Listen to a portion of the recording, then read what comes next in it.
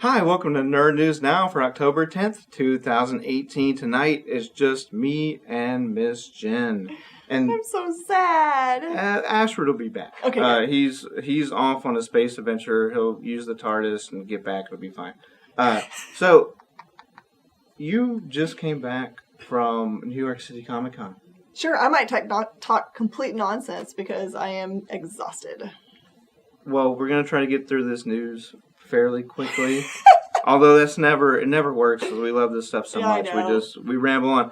And then we'll talk about your experience at New York Comic Con. That was also the first time you've been to New York, so that must have been overwhelming on every level. On all the levels. It seems that jumping into movie and TV news, it seems that people were overwhelmed on all levels by Venom. And now, with the mixed reviews, I didn't know what to expect from the box office report. That movie ended up making $80 million over the weekend, which is a record for any movie in October. It's for good reason. It's funny because you say, I think we were talking about Monday was the biggest day. I think it's because everyone was at New York Comic Con and decided that on Monday, that was when they were going to finally get to go see this awesome movie. Tom pulled it out. It was really good, had lots of good light moments in the movie. I thought the bad guy was wonderful. I don't know why everyone was giving him such a hard time. I was scared by his character very much. I think it's going to have to take a couple of viewings. I think that it's going to keep on making money now that people have time to go and watch it. And sure, and then of course there's a cutscene that alludes to a very popular character. We won't spoil that since it just came out, but with that amount of money it made, and you mentioned it made $9 million on Monday, which is a record for a Monday in October. Mm-hmm. And all of this was while A Star Is Born, which was the highly anticipated movie, the third remake of A Star Is Born with Bradley Cooper and Lady Gaga. And we had that story from last time about how Lady Gaga fans were probably trying to undercut Venom's box office by making fake reviews and then telling people to go watch A Star Is Born, hashtagging it. Well, that didn't work because it almost doubled up A Star Is Born. So Venom had 80, Star Is Born had 42. That is huge to have two movies in October with that much box office. But the thing it brings to question is, so what is Sony going to do now? Because even with those kind of lukewarm, middle-of-the-road reviews, people still saw it. Like you said, Tom Hardy's been getting a lot of praise, especially with all the conversations between him and the symbiote. That seemed to work. It's just they might need to punch up the story. And there's plenty of Venom stories, to choose from that they can do that. But the news that sort of tails off of that is now they've already announced that they're going to start shooting Morbius, the living vampire, this February. And I've been assuming they're going to probably target another October release date for that. I think it would be perfect, right? Because you've got the kind of the horror aspect of it. It's the right time of year to do it. It's a character that not a lot of people know anything about, but that doesn't really mean anything anymore. I think that we've got a lot of characters that no one had any kind of for Ant-Man, not on my radar at all before that movie came out. And I've owned a comic book shop for 20 years. So it doesn't matter how B-list a character might be. If the story is good, and the acting is great, you've got your good special effects team, it can be all of a sudden the hottest thing ever. And it definitely has the acting power because it's Jared Leto. And he is one of the top character actors in Hollywood. Mm-hmm. I've already given more than my share of comments about his Joker. But he's jumping ship to Marvel, so it's all good now. And along with Morbius, now another character that first appeared in Amazing Spider-Man way back, Kraven. And the big news about Kraven today is, quote unquote, he's going to go head to head with Spider-Man. And I just can't help but wonder how much more Venom would have been anticipated had people known going in. This is Spider-Man will be in this movie. Yes. Now having you saw Venom, like you said, did you think that it was lacking Spider-Man, or did you feel that it was good to have him start off in that universe without Spider-Man, just to sort of be developed? I said from the very first time that we saw our first Venom in Amazing Spider-Man 3, that they wasted that movie, or wasted that character on having him be a side character in a movie, that he deserved his own movie with his own development. I'm glad they showed him that way. I think it would have been a misstep to do it any other way. The only thing I thought the movie might have needed, or that people that are watching it might be expecting, is that usually big movies now have at least 2 acts, like really big arcs. Like you feel like the movie's done and then you get another whole movie. And this one was just a straightforward 1 story arc and done. So in that way, it's just like, this is a great popcorn, I'm going to watch Venom be Venom movie, which I really enjoyed. And I think with Venom, there's, like I said, there's so much source material with just Venom, especially the Donny Cates run now, which they'll probably never get to that stuff, but Venom is a character that stood on his own really since being invented, right? But now with Kraven, he's Kraven the Hunter, so he is, I think, a lot more synonymous with Spider-Man, because Kraven's Last Hunt is like the ultimate story. I can't even name a second Kraven story. So for me, I'm just really excited that Spider-Man will be in this movie. Like, I don't know if Kraven could be as effective as, say, even Morbius, because the living vampire, I mean, people love Dracula. And I say Dracula as, like, the generic term, and people hate that, not as, like, the one proper pronoun. I'm scared of Draculas. Dracula's, but I think with Kraven, I think you need Spider-Man. Yes. So I'm glad to have heard that news, because I think he's a cool character. I mean, for a guy that wears like an open-chested vest and a leather skin vest, he's a cool character. But look. No, well, I heard when Sam Raimi was doing it, I heard there was a rumor that Bruce Campbell was going to be Kraven, and I got really excited. That might work. But then I haven't heard anything ever about that since. He was also supposed to be Mysterio, but he ended up just having cameos in a couple of the Sam Raimi films. Can I drop some cool new knowledge on you that please. just dropped now, right before I walked in the room? Yes. Speaking of Donny Cates, they announced just now that they are developing God Country. Oh, wow. With Aftershock and Legendary. It's official. We will see it on the screen. Oh, wow. So excited. And Legendary's a great company. Like, they put together some good films, and that's going to be cool. Yes. That's going to be awesome. So, that is actually nerd news now. So moving on from staying within movies, but moving from Marvel to DC, and literally moving from Marvel to DC. The other big news of this week is, James Gunn was kind of kicked off the Guardians of the Galaxy series. That was just a personal decision that Disney made. There was a lot of uproar. I mean, the whole cast signed a petition. Some people like Dave Bautista, who plays Drax, were very vocal about wanting him back no matter what. Like, people can't see from what he built with Guardians of the Galaxy, because, like you mentioned, Ant-Man. To me, Guardians of the Galaxy was nowhere on the radar. No one knew who those characters were. And then the way Chris Pratt as Star-Lord and Zoe Saldana as Gamora, I mean, it was so awesome. And you had Rocket Raccoon, and people love Groot. And so it's going to be, I think it's a big loss for Marvel moving forward. Like, they made that decision. There's plenty of talent. I'm sure the franchise will be okay. But so James Gunn is going from Marvel to DC. He's going to be writing the next Suicide Squad movie. So there's going to be a good script. It's going to be a good script. Way less plot point mistakes. Yeah. Well, was there a plot, or what was the point? That was kind of my review of Suicide Squad. Let's get it straight. It was all about Amanda Waller. That was the entire plot point.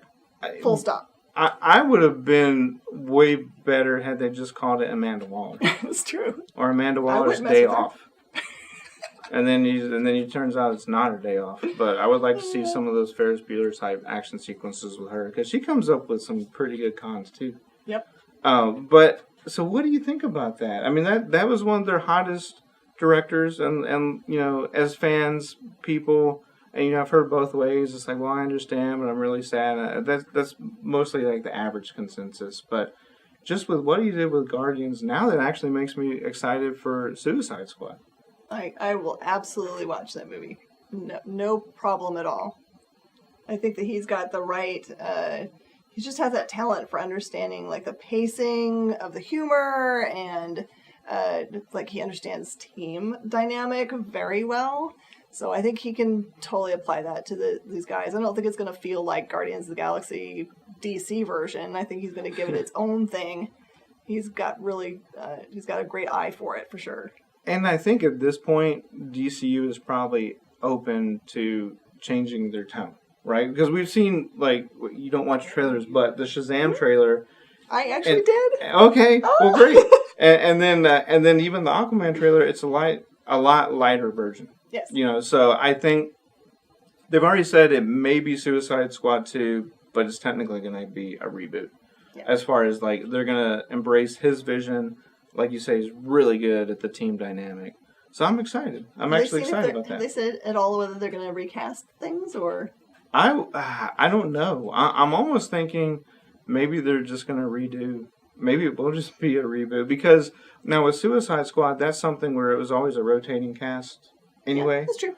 And because there's been different incarnations of it, I say just let him do what he wants. I mean, if he wants those people, those actors, and those characters back, go for it. But I almost would think it might be better to recast, like both the characters and the actors. It's kind of like when you have a new coach for a football team. If he comes in with players that were built to do the past coach's scheme, it doesn't really work, or it takes time to get going. And DC doesn't have a lot of time. I mean, they have time, but you know, I think they need to compete. That's the one thing Marvel doesn't have, is that group of bad guys. Sure. You know, to do that. So I think that, I don't know, it'd be interesting. They do, but they're called the Black Order. And yeah, well. they're no yeah. That was, and it was short-lived. I would like a Black Order origin story. Oh, that would be awesome. Because they got really good actors in that. And, but we'll see. Yeah, I'm excited about that. Now moving from the big screen to the small screen. So Daredevil, they released the season 3 trailer, and it heavily features Bullseye.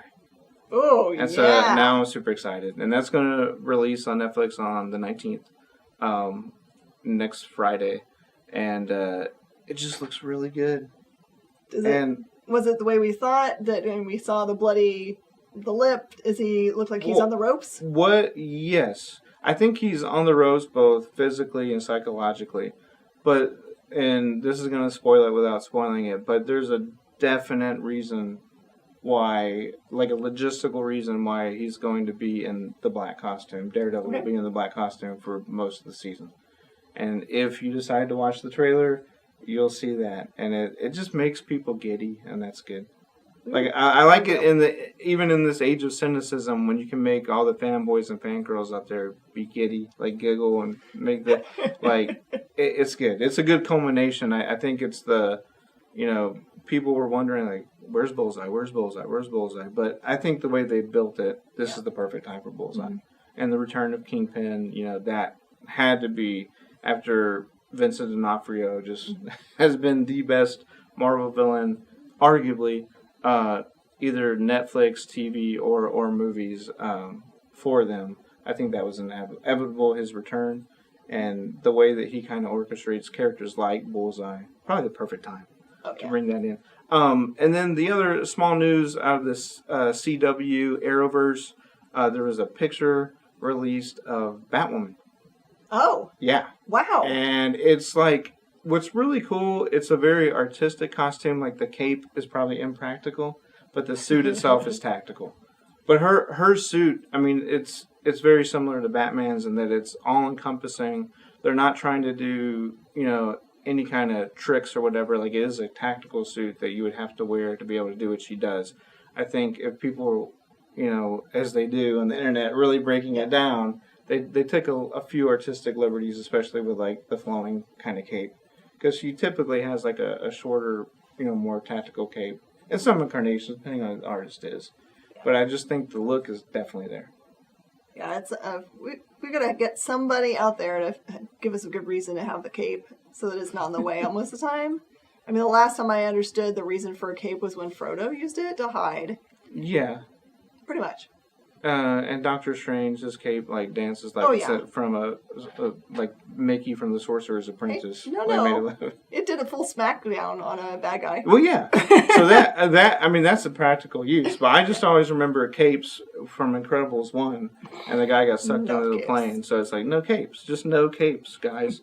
Well, that's it for all the actual news of Nerd News Now. So tell me about New York Comic Con. Okay, I brought back lots of footage because it was crazy.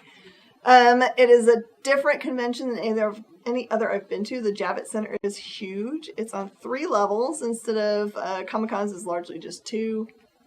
It is a huge floor, very comic book oriented. It had all the same things that we love from pop culture cons because it's got all the actors and the big panel rooms. Zachary Levi was there for Shazam. I can't remember all the rest of them. There are so many people. I focused on comic books, so that's what I did. But they had all the big booths. So you have Marvel and DC and boom, Aftershock. Gosh, they were all there. Really, really every Image, Skybound, all my favorites. And they were, you could tell, it was in the air this year that there were producers and things being done toward film and finding new talent. I saw many just on the cusp of famousness writers being taken aside, and every time I saw them, they're either being interviewed or were sitting down with publishers. So there's going to be so much stuff in development. I'm so happy. That's what I really took away from it, is like that's what's alive at New York Comic Con in San Diego, is the development of new properties. So cool. And I think they finally figured out, I think I said this last week, that I can't really think of a famous writer or comic book creator currently that's not there. Right? So they figured that out. Like, wait a minute. Mm-hmm. Yep. And there's so many really top writers that have a multitude of projects, like Donny Cates, how many projects is he working on right now? And so, I know some that I can't talk about. Yeah, but so it's good that they have that talent pool, and and it's one of those conventions where a lot of it's for the industry because it's built around New York, so you have that going for it. But then you have the fan aspect. Yes. Did you run into anyone famous? I don't think that I did. If I did, it was, I got to be in the industry room because I was on a panel, so there might have been famous people in the room, but I was trying very hard to be cool and not, stare at people was there. Right. Because I was afraid they would never let me back and realize I was just, a partial cool person. So yeah, there were a lot of them on the floor. It was like a party going on all the time. Yeah. In the front hallway, they had a DJ spinning the entire con, and there were always people having, in full costume, dance-offs. And the energy was just so intense and cool. That city, yeah. The never sleeping part is true, by the way. And then, and you were on panels. How was that experience for you? It was really good. I got to do 2 panels. One was hosted by the European Comics Union, and the focus of it was just basically looking at how to get new readers into comic shops. So it looked at a lot of statistics about different parts of the world and what the dynamic is for the regular customer. It's very interesting that a lot of statistics say that comic book buyers are majority of women and middle-aged, if you can believe such things. Me, I am the dynamic that all the statistics say are buying comic books right now. That currently? Yes. Do you remember what percent that makes up overall? It was the split was over 50. So in some instances, it depends on whether you're looking at the European market or ours. But the Facebook survey actually was way skewed for a weird dynamic. We actually had a long talk about it on the panel, that it said that 65-year-olds was the largest. 65-year-old women was the largest group of people talking currently on Facebook about comic books. What? About Archie? I don't know what they're talking about, but that's what Facebook says. What's going on? And as you mentioned, just the same way that all the interactions there could dictate what we see on the small screen and big screen in the future, that could also. Yep. If they're like, hey, all these women are buying comics, we should start making comic movies for women. So that'll be, I hope that's that they see that math. Here's what's so funny, is we did actually have a long talk about this, because I was also on another panel about the progression of the female character in comic books from the beginning forward, and that was very, very interesting to talk about.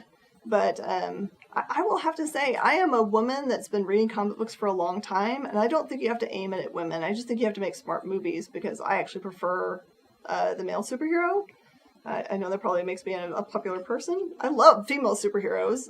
There's lots of them out there, but I don't think that you have to cater to women to have them like comic book films by giving them comic book only characters that are females. I think that's would be a misstep to feel like they're like a fake attempt at being like trying to get that audience. I just say, give us strong female characters in the cast, and we're happy. I mean, I'm fine with Amanda Waller being the biggest BA in the room. That makes me happy. I don't need to have her be the heroine. I think the one thing I want them to see is that A-Force will work. I mean, especially if they use... Mm-hmm. Now, just please don't do like you did with Inhumans, where you give Medusa a haircut, like after the first episode. I was so mad at that. I wanted to see her hair doing all of its stuff. Yeah, that was for budgetary reasons from ABC on the TV side. It would cost so much money. Yeah, but I mean, as long as you have, like, you just bring over Tessa Thompson as Valkyrie into it, and then some of the other characters have already been established. But yeah, we just want good movies. That's all we need. We just need good movies. We also want good video games. Yeah. So, Miss Jen, we will see you next week. Perfect. And then I'm going to come back after the break, and we're going to have a preview of a new show here on Nerd News Now that's going to be about video games, so stay tuned.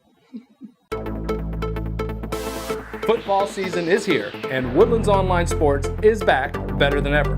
Watch all the action on KVQT 21 Houston and woodlandsonline.com. For home repairs, call John Moore, where quality is guaranteed. If the problem returns, so will we. No extra charge. Call John, get more. 730-2525. Welcome back to Nerd News Now. I'm honored to introduce a new member of the Kingdom of Geekdom family. We're going to have a new show about video games called Inner Gamer. Here with me are Cash and Steve. Guys, how's it going? It's going good. It's rainy. But yeah. It's fun. It's going to be fun. We're outside, but with the power of 3D technology, it looks like we're inside in front of a green screen. So we should have just probably filmed this side since it's raining. But so, guys, what is the show going to be about? Give me a little bit about your background. Are you console? Are you PC? Are you vintage? Are you new school? I am scared of the internet. I have to look up news for this show. I face my fears to bring you guys content and news for the Kingdom of Geekdom. But in general, online gaming terrifies me, and I'm more of a plug-and-play type vintage old school guy, so everyone has a type. So yeah, let's go into that. What's the show going to be about? I mean, we all touch on something. I do some Xbox, I do some PlayStation, I've got a PC, I've got a 2DS. I play a little bit of everything, have a lot of respect for the old stuff, the Nintendo Entertainment System from way back when and kind of the history of gaming. But we're also going to focus on the new stuff as well. Okay. I mean, I think I fall in that same boat where we all have a type. Everybody plays something. Everybody plays what they want to play. And I know for me, working with consoles daily and stuff like that, and we're working as an events coordinator, you get to see everyone else's passion in gaming. So, I start out loving Xbox. Like, I love Xbox. It's what I want to do. It's what I play on. But then from it, understand that there's a preference, and being able to get on the show and speak about, the preferences more than talking about which is better really gets to you get to get in front of that instead of, the PC wars, the console wars, or the console wars. And because we already know what that is, the PlayStation versus Xbox. I'm just glad we live in an era of peace to where there really isn't that much of fighting. Back when the PS4 versus Xbox One came out, that was bloodthirsty. I don't know. I think it's still there. Spider-Man didn't make that any easier. So, I mean, you've got the arguments of what game is fun and what game isn't fun and what system deserved that game. And being able to speak to Xbox, knowing that I'm a Xbox player and a PlayStation player and a Switch player, and, I like vintage gaming. He said vintage, and right out the gate, I thought, Yu-Gi-Oh! Duelist Kingdom. No, Battle City, yes. And that's vintage to me. PlayStation 2 Duelist of Roses. No, God no. You asked that question earlier, that game goes on the list. That's a game I won't go back and play ever. Look for a future episode. We're going to talk about our absolute worst games of all time. Apparently, I've hit a nerve. Yeah. Now, have you guys seen the E.T. documentary? I've not seen it. Okay, because that kind of was named for a while as the worst game of all time, and there's a famous story where they went and got 1 million copies and buried it in the middle of the desert. I did see I did see that. So there's a documentary about it. It's really good, but I really think that if I did that, I would find Total Recall for Nintendo Entertainment System and bury that like on Mars. That's my worst. But that was my console, and then that parlayed directly into Super Nintendo, and then I joined the Sony side because it is a war, and there's no sense in arguing which one's better. It's PlayStation, but no, I love console gaming because I just think that there's something for everybody, and just like you guys said, in gaming there's something for everybody, and for the most part, just like comics and TV and movies, I think the community is very friendly. Like, if you want to argue with someone, trust me, you can. But that's like what I was saying. I don't even do the online thing with strangers. The whole stranger danger thing freaks me out. I'm really bad at online gaming. I don't know that I really thrive in anything, but I can perform decent on console gaming, sports games. I can't do speed runs. Like, have you guys been to? So we just covered Pandemic, and one question I have: Have you been to a gaming convention? Yes. Yes. I've been to some of the smaller stuff, kind of more at the comic book conventions, the gaming side of things, but haven't been to an actual. I'm hoping this year. Well, I went to E3 this summer.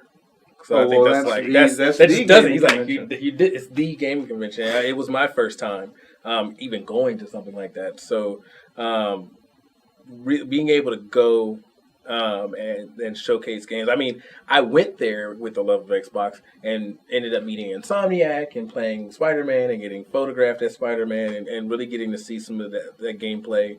I was actually in the Super Smash Brothers tournament for the Switch.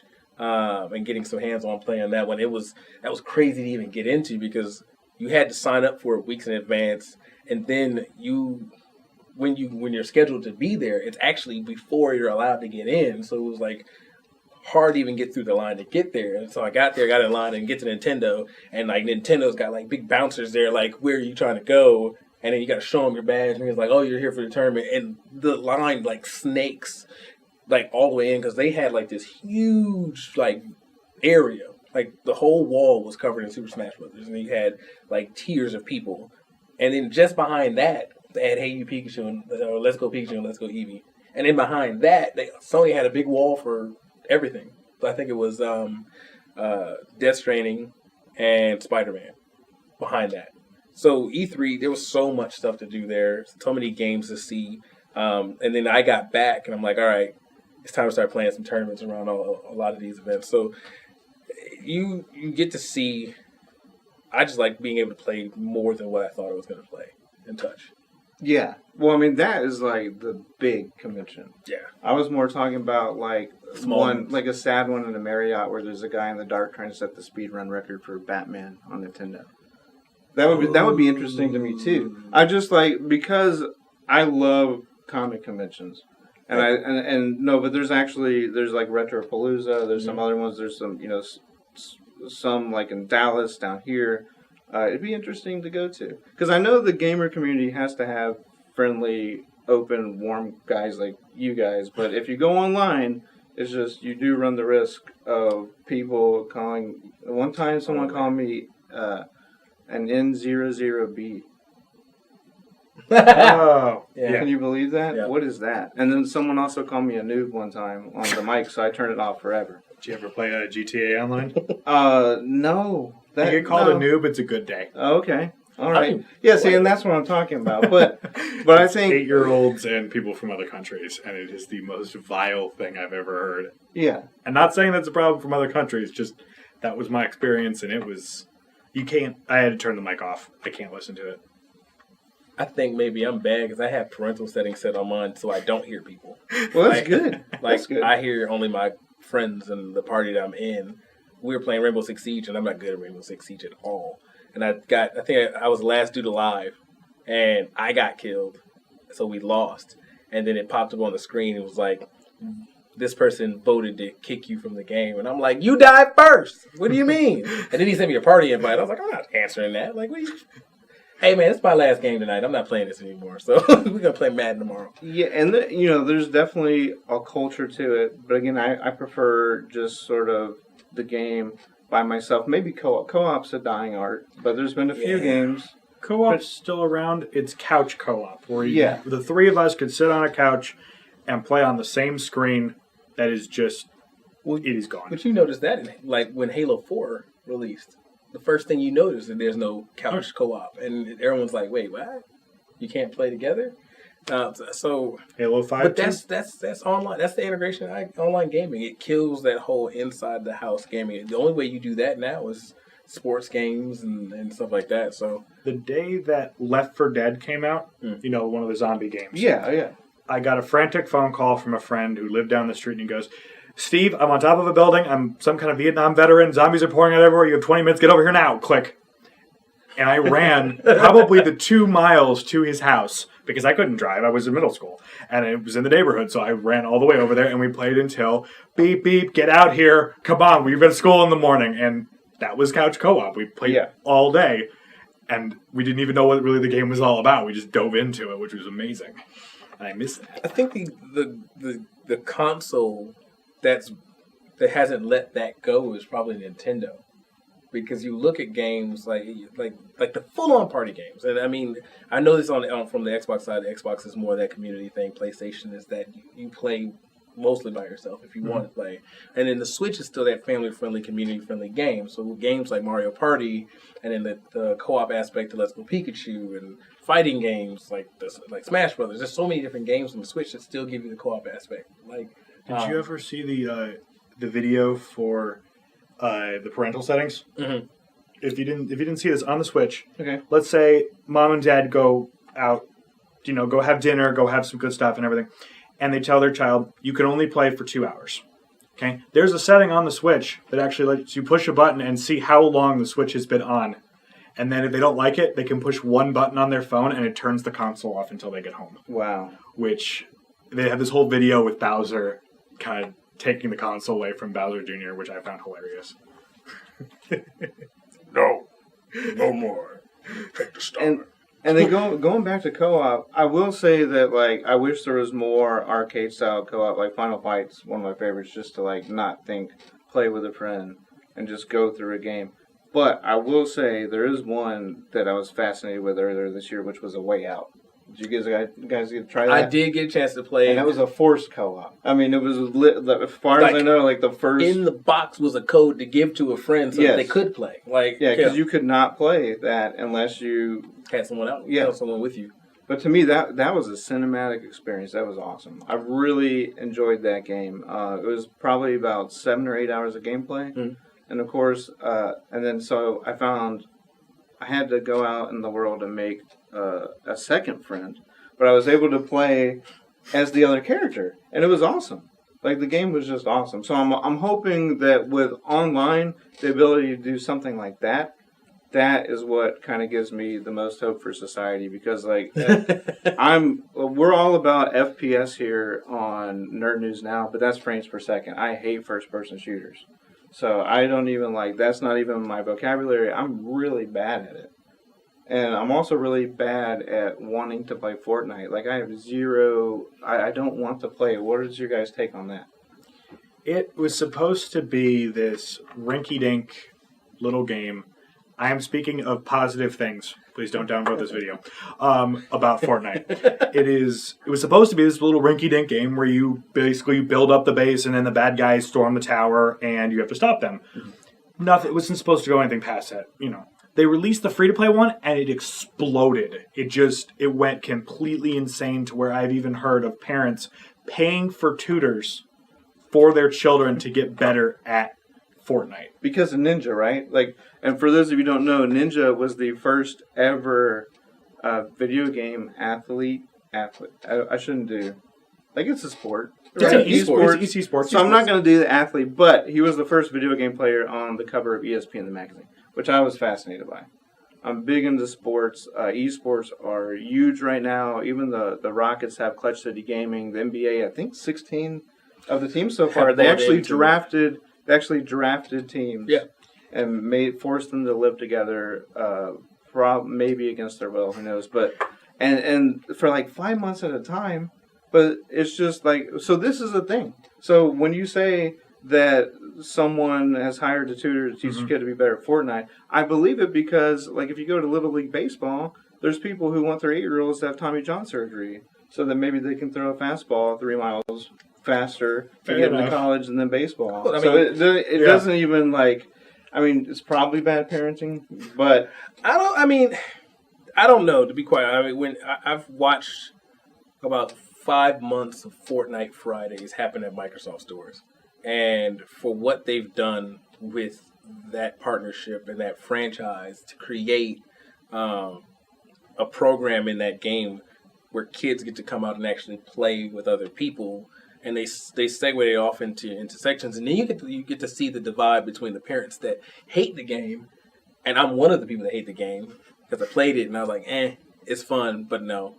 And then you have the parents that are embracing esports because they understand that it's here, it's real, it's something that it takes off now, and it's really taking off because I think everyone's paying attention to it. But where it's come from versus where it is now, Fortnite is one of those games that truly stands in its own category above and I hate to say this, I really hate to say this, above the PUBGs and stuff like that because of the development and developers and what Epic Games has done with that game, and you get guys that get on streams and watch the gameplay for Fortnite so heavily to come out and play. And I've seen some stellar competition out of folks that are 14 and lower before you get to guys that are beyond that age range. So I think next week when Microsoft Stores kicks off their event for Fortnite, we'll really see what that competition looks like. I think that's their monetized tournament, so we'll see. But Fortnite really just kind of pushes that boundary of what you can do in esports, and I look forward to see what NBA team is going to pick up somebody for Fortnite. And can we get a Dragon Ball team? We do have Houston Outlaws for the game Overwatch, and they got some really cool swag. I like that green and black colors. No, yeah, they're part of Optic Gaming, right? Mm-hmm. They're part of Optic Gaming. So. They were really big at South by Southwest this past year, and I think they're going to be probably coming back this year. But I went to South by for their gaming event, and there was so much that the Houston Outlaws, they just brought all this swag for 3 days. 3 days worth of swag, right? And the first 3 hours on day one while setting up, it was gone. Okay. And they were just giving them out. Gone. And I'm like, well, they're popular. They're really popular. Love the Houston Outlaws. I do. I just feel like Overwatch is dying. Oh, it is. Okay. Yeah, I agree. It is. They just keep adding characters, trying to keep it going for an extra year. It was great in the beginning, but I haven't played it in probably 9 months. When it first came out. Yeah. But is Sega CD going to make a comeback? Sega CD. Remember that one? Yeah. Like I said, I'm also a gamer.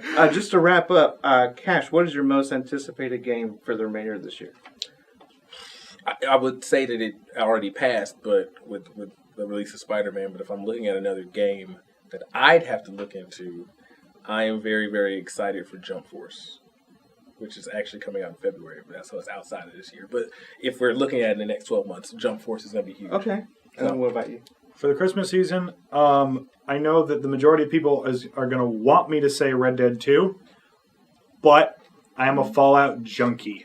I love me some Fallout 76. I know it's going to be online. I know that's scary. I'm still going to get a day one because I've been Fallout 3, Fallout New Vegas, Fallout 4. I bought everything that I could possibly buy for it.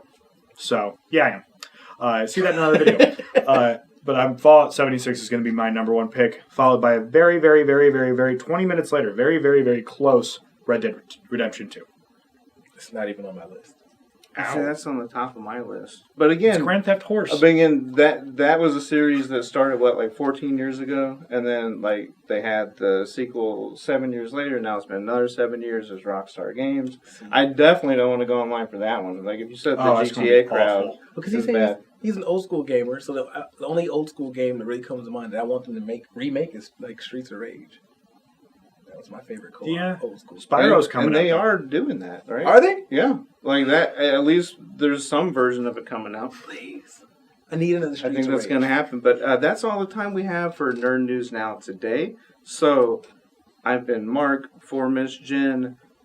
Can't wait. Tune in to Enter Gaming with Cash, with Steve, and we'll see you next time on Nerd News Now.